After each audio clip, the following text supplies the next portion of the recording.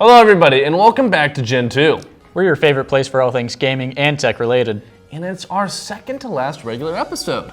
Is it really already? Yep, this season has flown by. No kidding, but I won't let that get me down. No way. But let's not dwell on the future, unless it's future news. Good point. Let's get right into the patch notes then.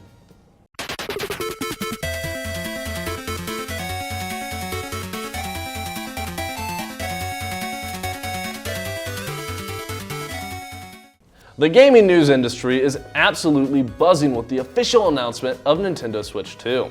So let's break down what we know. This is going to be a long one, so let's split this up. First off, the Switch 2 is set to be released on June 5th, with pre-orders being available as soon as April 9th. The Switch 2 will be releasing with the base price of $449.99. And it's not just the Switch, you also get the upgraded Joy-Con 2s with straps and grips, the dock, an ultra high-speed HDMI cable and AC adapter, and a USB-C charging cable. We love a console that comes with all the accoutrements.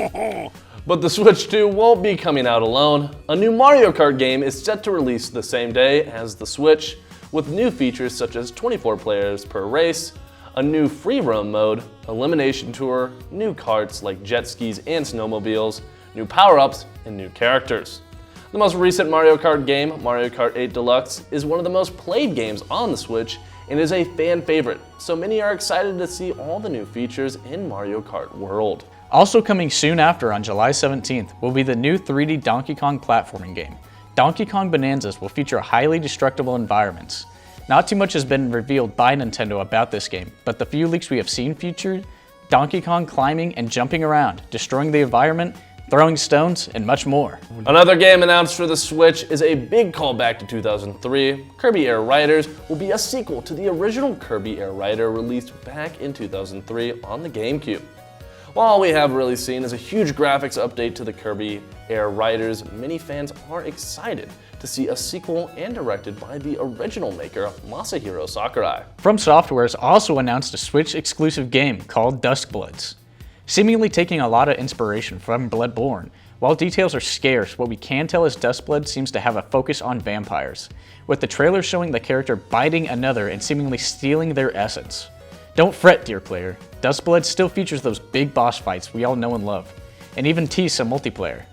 I promise we're almost done with the Switch, but let's dive a bit into the tech aspect of it. The new Joy-Con 2s completely reimagined what a game controller is. Instead of sliding into place on the Switch, they will attach to the console magnetically. Featured on the Joy-Cons is the new C button. The C button will be used for the revamped Nintendo Online, allowing you to press it and chat with your friends on other Switch devices while you're gaming. One of the features I am most excited about is you can use them as a mouse. That's right, you can set up your Joy-Cons into a mouse mode where you can slide it around on a table or just a pair of pants. The Switch also features a new table stand, allowing users to freely move their Switch around to fully customize their viewing angle. The Switch also features USB-C charging ports on both the top and bottom of the Switch, allowing you to still charge while playing and power the new USB-C camera integrated into the Switch.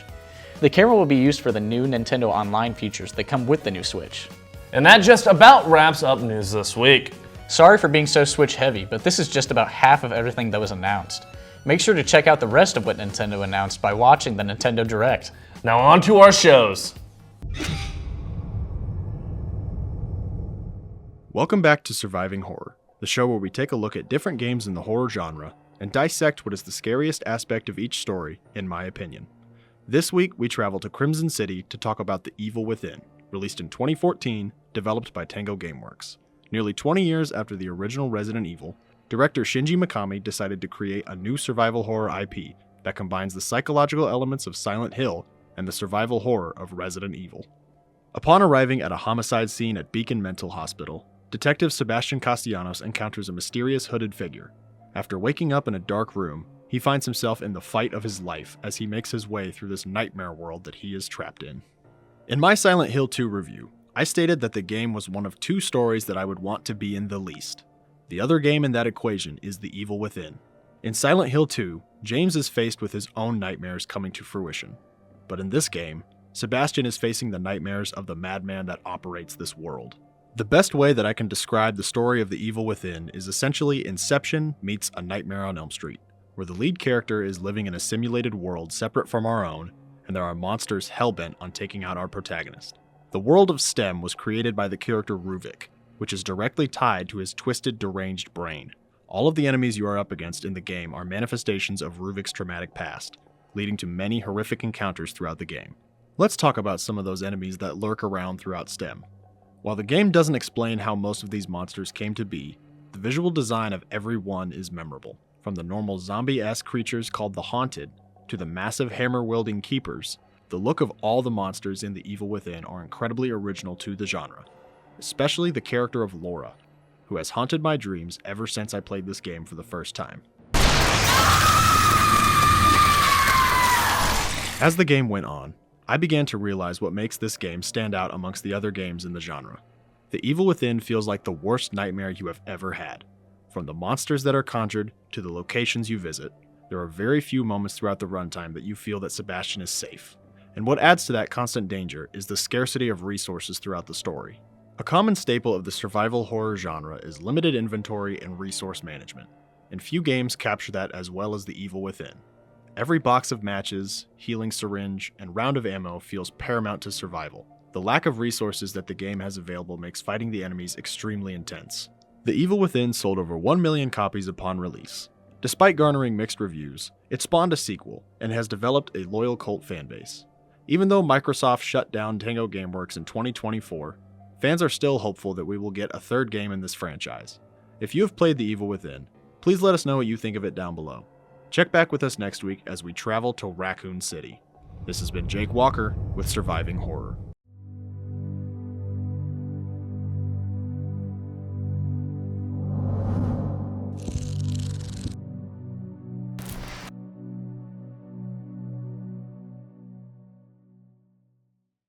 A layup off the left side, but he gets the ball right back as he'll take it down the lane left, up with a shot off the glass and good. This is why we watch.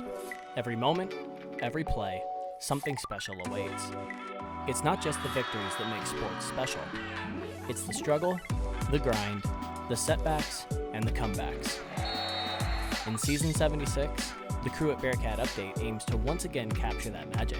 Capture the latest moments with us every Sunday at 2.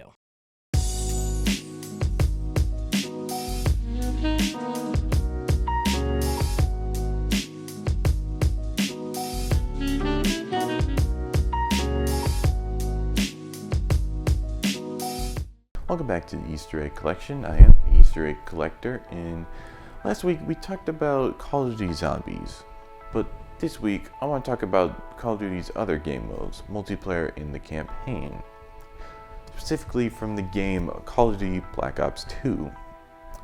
I have several Easter eggs in my collection that I would like to show you guys.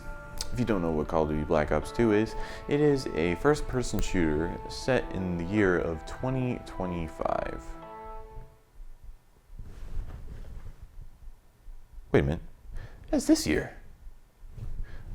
You know what, luckily, none of the events in Black Ops 2 has occurred in our world yet. Right?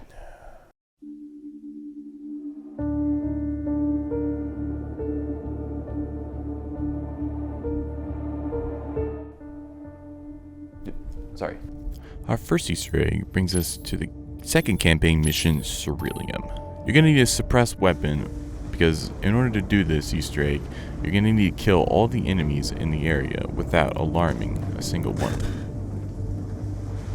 Be sure to be very slow and methodical because they can get triggered pretty easily. Once you've killed all the enemies in the area, you should hear this line.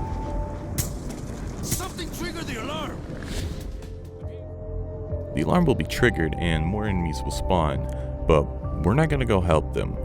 We're going to head back behind this cliff, and behind the cliff you should see a cave with a familiar hammer inside.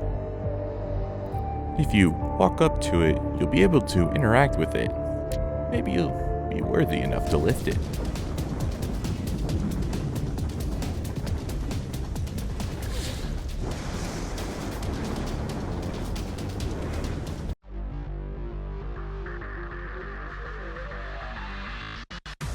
For our next Easter egg, we gotta act really fast.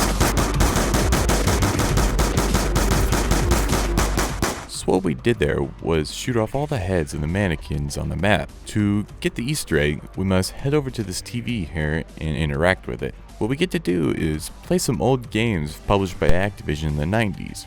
We get to play Pitfall, Kaboom, Hero, and River Raid. Get to play this to your heart's content, so go out there and have fun. Thank you for joining me on this journey through Black Ops 2. I hope Thor's hammer deemed you worthy when you tried to lift it, because it didn't for me. And I hope you guys tried to beat my high score, because my score was pretty high. You probably couldn't beat it. On another note, have you guys been keeping up with the golden Easter egg? Tell me, how many times have you found it in the comments below? See you next week. KZLX is a student-run radio station where Northwest students have complete freedom during their shifts. KZLX also hosts mini radio shows such as Nerdmageddon, Revive, Day-to-Day Picks, and more. To learn more, visit kzlxfm.com. Stay on top of current events and the biggest stories of the week with Northwest News. Welcome back to Northwest News. I'm Skylar Stamps. And I'm Wiley Ray. Get all the latest news coverage and updates about Northwest, the Maryville community, and ways you can stay involved on and off campus. Northwest News every Sunday, live at 11 on KNWT TV.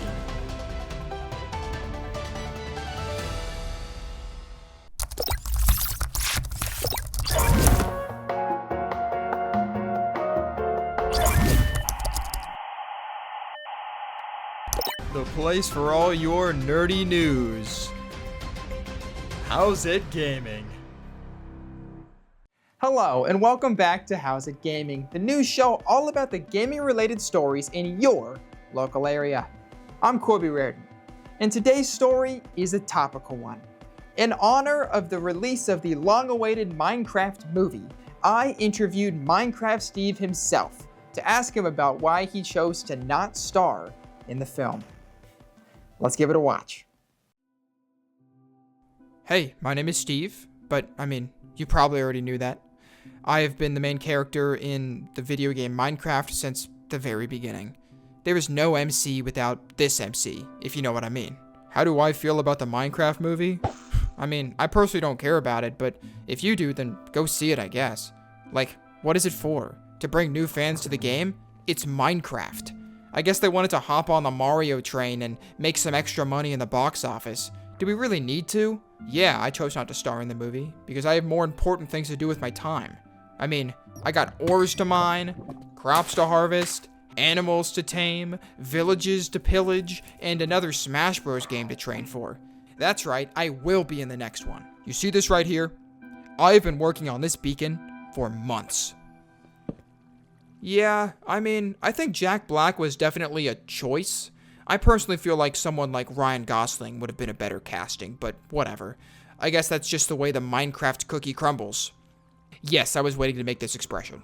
I thought it was pretty funny. What the? I just think I'm more than some tutorial guy who walks around naming what the things around me are to new players.